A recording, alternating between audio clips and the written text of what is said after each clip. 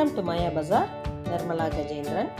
இன்றைக்கு நாம் பார்க்கும் ரெசிபி நூல்கோல் கிரேவி.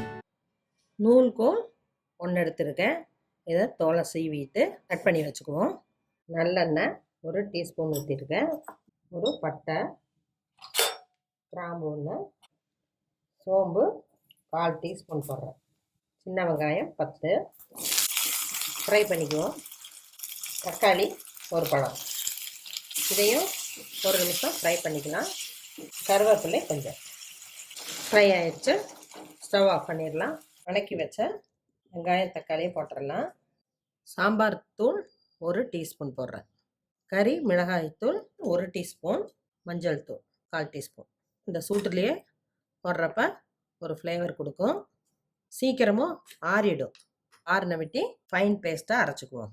தேங்காய் 4 டேபிள் ஸ்பூன், முந்திரி 4, கசகசா 1/4 டீஸ்பூன். மிக்சியில் போட்டு ஃபைன் பேஸ்ட்டாக அரைச்சிக்குவோம். கடாயில் நல்லெண்ணெய் 2 டேபிள் ஸ்பூன் ஊற்றிருக்கேன். கடுகு கொஞ்சமாக போட்டுக்கலாம். ஒரு பட்டை, ஒரு கிராம்பு, கடலைப்பருப்பு 1/4 டீஸ்பூன், உளுந்தம்பருப்பு 1/4 டீஸ்பூன். நம்ம வெங்காயம் தக்காளி எல்லாம் அரைச்சிட்டோம், அதனால் எதுவும் போட தேவையில்லை. கருவேப்பிலை, இஞ்சி சிறிய துண்டு, பூண்டு 4-5 பல் தட்டி போட்டுருவோம். கொஞ்ச நேரம் ஃப்ரை ஆகட்டும். நூல்கோல் கட் பண்ணி வச்சுருக்கேன், அதை போட்டுருவோம். இதுவும் 2 நிமிஷம் ஃப்ரை ஆகட்டும். அரைச்சி வச்ச விழுதாக போட்டுடலாம். தண்ணி 2 டம்ளர்.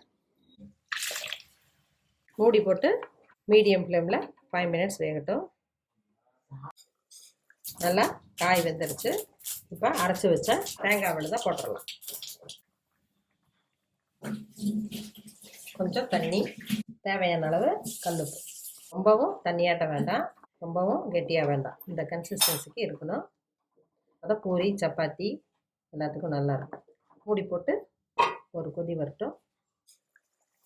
தேங்காய் போட்டு நல்லா கொதிச்சிருச்சு. ரொம்ப நேரமாக கொதிக்க விடக்கூடாது. இந்த கன்சிஸ்டன்சியில் நிறுத்திடணும். ஸ்டவ் ஆஃப் பண்ணிடுறேன். நூல்கோல் கிரேவி ரெடி ஆயிடுச்சு. இது NB கிரேவியாட்டவே இருக்கும். இந்த கிரேவி இட்லி, தோசை, சப்பாத்தி, பூரி, பரோட்டா, சாதம் எல்லாத்துக்குமே காம்பினேஷன் நல்லாயிருக்கும். செஞ்சு பாருங்கள், சாப்பிட்டு பாருங்கள். பிடிச்சிருந்தா சப்ஸ்கிரைப் பண்ணுங்கள், ஷேர் பண்ணுங்கள். தேங்க்யூ.